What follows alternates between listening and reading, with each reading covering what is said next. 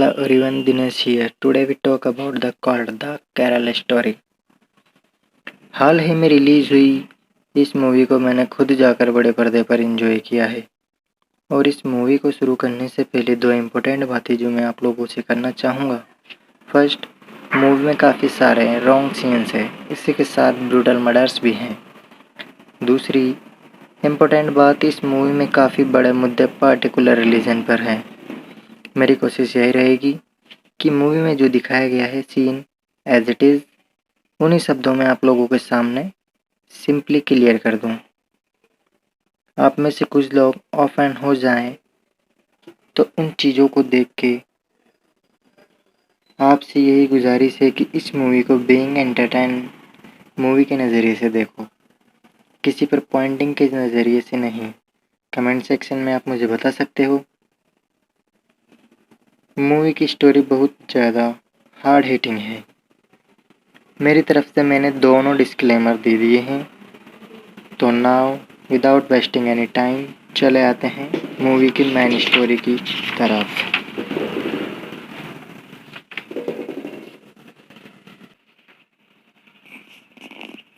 शुरुआत में हम सीरिया की बॉर्डर पर बनी यूएस फैसिलिटी को देख पाते हैं, जहां पर इस कहानी की लीड हीरोइन यानी कि Shalini Unnikrishnan, a Hindu from Kerala. Tell me, when exactly you joined ISIS?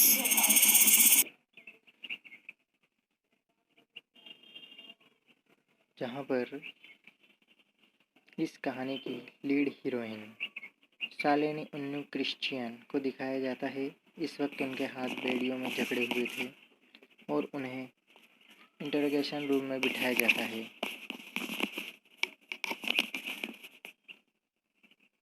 ISIS कब ज्वाइन किया, ये जानने के लिए क्यों ज्वाइन किया, कैसे ज्वाइन किया, ये जानना जरूरी है सर। आईसिस इन पर यह इल्ज़ाम लगाया जाता है कि वो आईएस की एक एजेंट है, जो कि यहाँ पर एक सुसाइड बॉम्बर बनकर इलीगल एक्टिविटी करने वाली थी और इन्हीं चार्जर्स के चलते उसे सालों के लिए जेल में बंद किया जाने वाला था। लेकिन उन्नी क्रिश्चियन यानी कि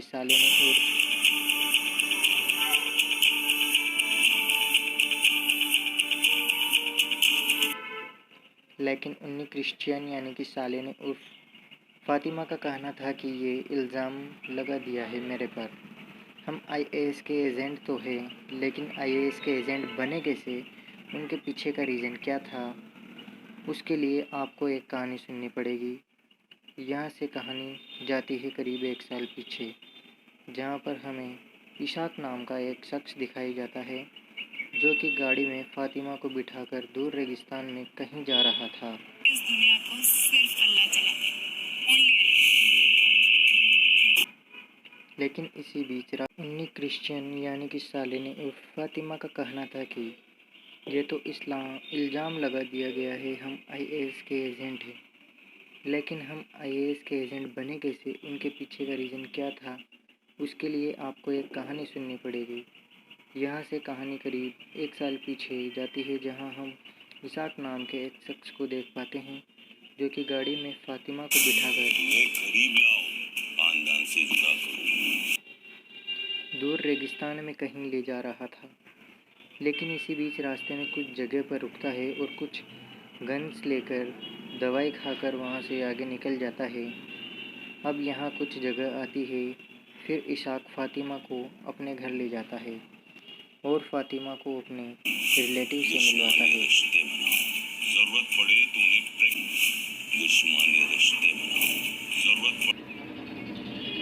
एक तरफ फातिमा जहाँ फीमेल्स में बैठी थी, वहीं इशाक अपने मेल फ्रेंड्स के साथ बैठकर एक बड़े हमले की तैयारियां कर रहा था। फातिमा से पूछा जाता है कि तुम हो कौन व कहाँ से।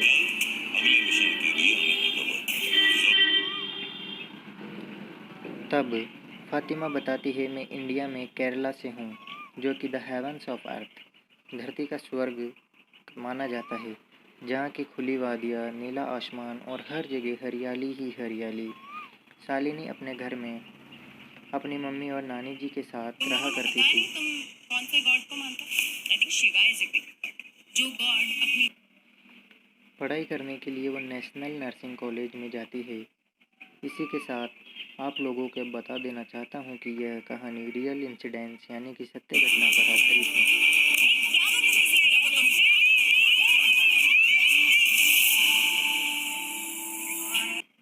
इस मूवी के एंड में इस कहानी के किरदारों के असली माता पिता ने कुछ स्टेटमेंट भी दिए हैं जो कि मैं मूवी के एंड में आपको बताऊंगा। तो coming back to the main story. Nursing college में शालिनी की 3 बेस्ट फ्रेंड्स बनती है जिनका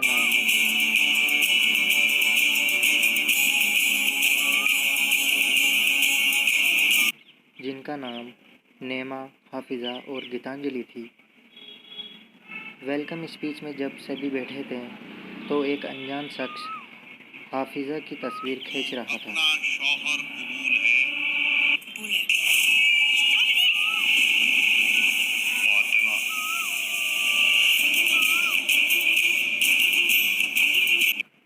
जो कि बाद में 2 मौलवियों को भेज दी जाती थी। उसी रेगिस्तान में आगे जाकर फातिमा को कई सारे ऐसे लोग दिखाई देते हैं जिसमें आदमी व लड़कियां दोनों की लाशें थी। इस्लामिक स्टेट बन जाएगा। अंतरी खैर घटना ने केरला की रूह तक को हिला दिया। उनकी हत्या इतनी ब्रॉडली तरीके से की गई थी कि मैं आपको उनकी फुटेज भी नहीं दिखा पा रहा हूँ। जिसके बाद दोनों एक बहुत बेकार पुराने घर में आते हैं, लेकिन कुछ दिन मरम्मत के बाद वो रहने लायक हो गया था। इसी बीच इसाक अपनी गर्भवती पत्नी फातिमा के साथ कुछ ज़बरदस्ती करने की कोशिश करता है। हालांकि फातिमा कहती है कि हमारे घर में अगर किसी चीज़ के लिए मना कर दिया जाता है तो उस चीज़ को नहीं करना चाहिए, लेकिन इसाक बात नहीं मानता और उसके साथ ज़बरदस्ती करता है। उसके वहाँ से चले जाने के बाद फातिमा बहुत रोती है और यहाँ से कहानी अगेन फ्लैशबैक में जाती है। हाफिज़ा जो कि अब इन तीनों की नई दोस्त बन चुकी थी। इन्होंने आज डिनर का एक प्लान बनाया था, लेकिन इसी बीच वो किसी से फ़ोन पर बातें कर रही थी और कह रही थी कि यहाँ से हम बीच के लिए निकलेंगे। जैसे ही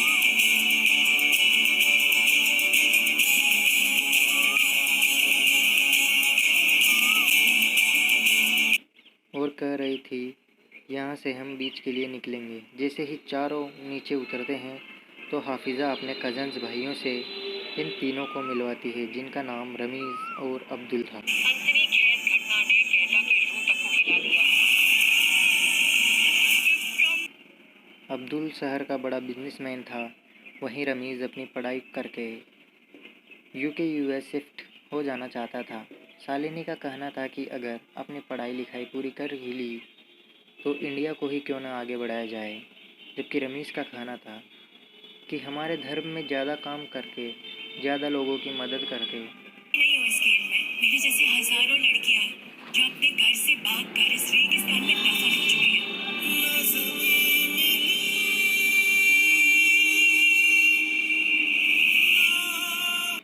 हमारे धर्म में ज़्यादा काम करके, ज़्यादा लोगों की मदद करके उनके बारे में सोचा जाता है और उनके बारे में लिखा हुआ है। तो अगर मैं ज़्यादा कमाऊँगा तो ही यह सब कुछ कर सकता हूँ, जो कि इंडिया में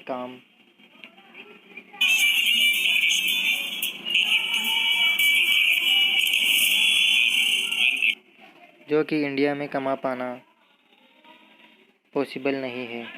एंड दैट्स द रीज़न मैं इंडिया से बाहर जाना चाहता हूँ। अब यह सभी एंड दैट द रीज़न मैं इंडिया से बाहर जाना चाहता हूँ। अब यह सभी बीच पर जाकर काफ़ी सारे फ़ोटोज़ खींचते हैं और इसके बाद में यह दोनों इन्हें डिनर के लिए छोड़ देते हैं। डिनर टेबल पर बैठकर जब यह खाना खा रहे थे तो हाफिज़ा और नीमा अपने अपने धर्म की प्रार्थना करने लगते हैं। यहाँ पर शालिनी और गीतांजलि का कहना था कि हम वैसे तो थैंक यू नहीं बोलते, खाना खाने के बाद में थैंक यू ज़रूर बोलते हैं। इसी बीच यहाँ पर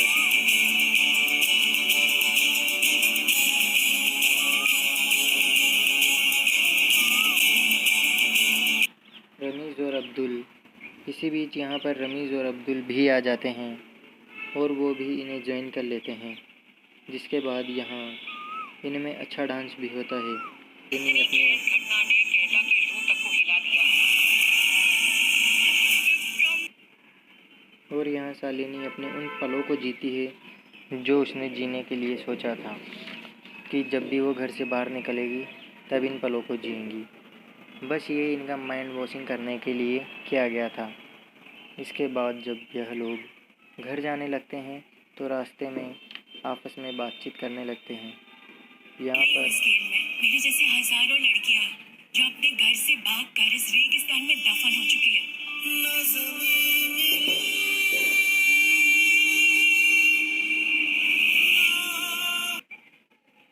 यहाँ पर हाफिज़ा का कहना था कि अगर तुम लोग इस्लाम धर्म को नहीं मानते तो अल्लाह तुम्हें दोज़ख की आग में जला देंगे, यानी नर्क। उनकी आग धरती की आग से कई गुना भयंकर होती है। हाफिज़े के अनुसार सभी को इस्लाम फॉलो करना चाहिए, नहीं तो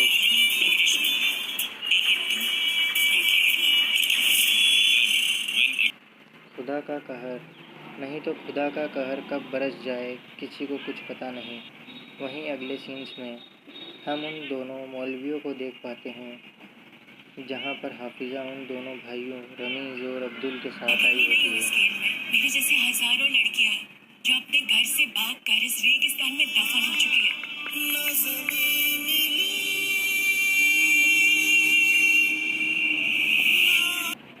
जहां वो दोनों कहते हैं कि इन लड़कियों से ताल्लुकात बढ़ाओ, यानी कि इनसे कनेक्शन को आगे बढ़ाओ और आगे तक लेके जाओ। यदि दोस्ती और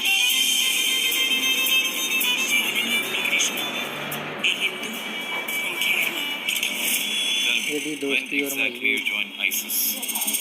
दोस्ती और मजबूत करवाने के लिए हाफिज़ा इन तीनों को अपने घर पर ईद के लिए बुला लेती है, जहाँ पर यह सभी आपस में बैठकर खूब अच्छा टाइम स्पेंड करते हैं। वही सीन्स रेगिस्तान में शिफ्ट होता है। यहाँ पर आईसिस कब ज्वाइन किया ये जानने के लिए क्यों ज्वाइन किया, कैसे ज्वाइन किया ये जानना जरूरी है। यहाँ पर इसाक फातिमा को कहकर जाता है कि मैं कुछ दिनों के लिए अर्जेंट काम के लिए जा रहा हूँ, जब तक तुम्हें अकेला ही रहना होगा। यहाँ पर हम व्यूवर्स को पता चलता है कि इसाक टेररिस्ट ग्रुप का एक साथी था और उसी के साथ मिला हुआ था और एक टेररिज्म एक्टिविटी के लिए घर से बाहर जा रहा था। इसी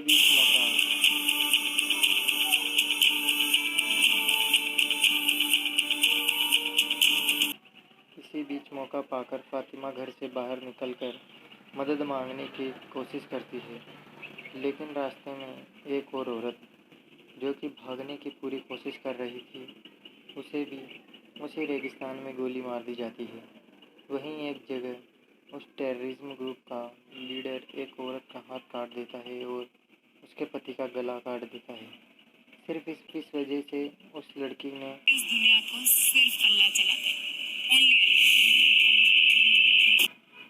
सिर्फ इस वजह से क्योंकि उस लड़की ने लिपस्टिक लगाई थी और उसके पति ने उसे ऐसा करने से मना भी नहीं किया।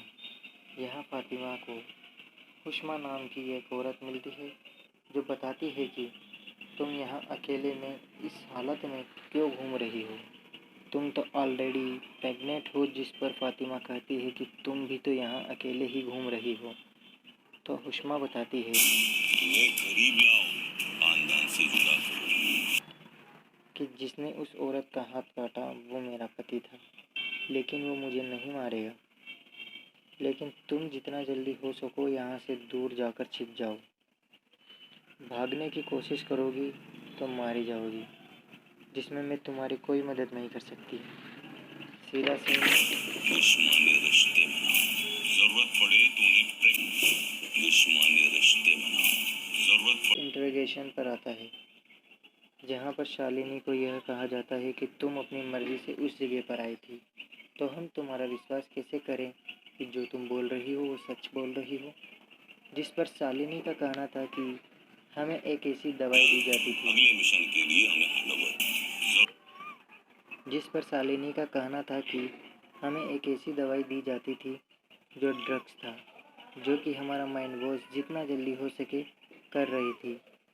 उसे लेने पर हम किसी की भी बातों में आ जाया करते थे और जो भी वो लोग कहते थे हम वो करते तुम लोगों को थे।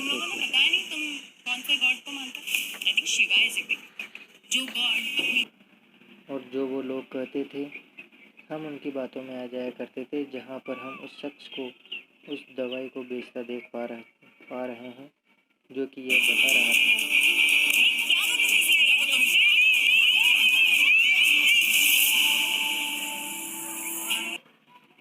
बता रहा था कि इस दवाई को लेने के बाद भूख प्यास नहीं लगती, नींद नहीं आती, हमें अपने मनसब को पूरा करने में अग्रसर करती है। यानी कि यह हमारे मिशन को हमेशा मन लगाकर काम करने में मदद करेगी। अब आपको बता दूं कि इनका मिशन क्या है।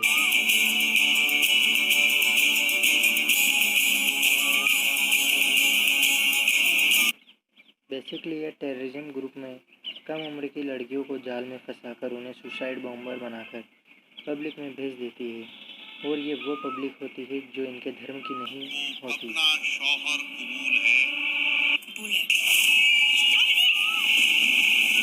फातिमा।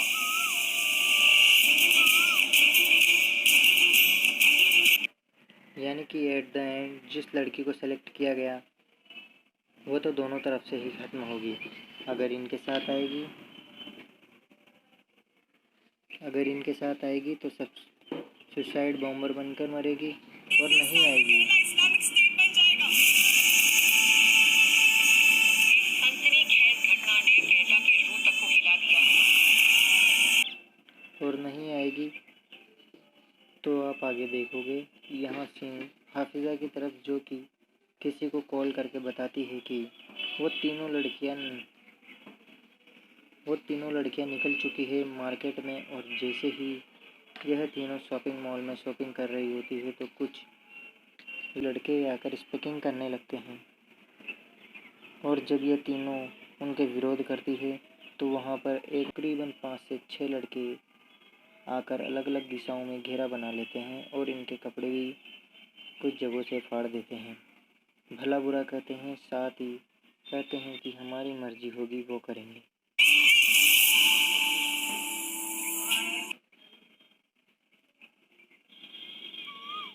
इसी बीच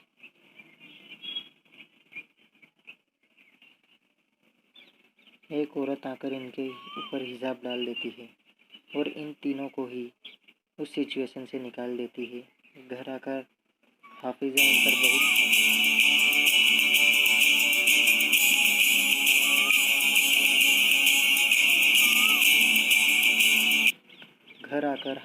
पर बहुत ज़्यादा चिल्लाती है और हिसाब पहनने को कहती है। जब यहाँ पर कहती है कि तुम्हें अल्लाह ही बचा सकता है। घटना ने केरला की रूह तक को हिला दिया। अब यहाँ पर कहती है कि तुम्हें अल्लाह ही बचा सकता है। अब लड़कियाँ अपने बॉयफ्रेंड के पास जाती है, जो झूठा दिलासा देते हैं कि अगर वो लड़के हमारे सामने तुम्हारे पास आते तो हम उनकी हड्डी पसली तोड़ देते, और उन्हें दवाई देने के बहाने गीतांजलि, शालिनी और नीमा को ड्रग्स दे दिया जाता है। आगे की कहानी। मेरी जैसी हजारों लड़कियां हैं जो अपने घर से भागकर इस रेगिस्तान में दफन हो चुकी है। आगे की कहानी पार्ट 2 में।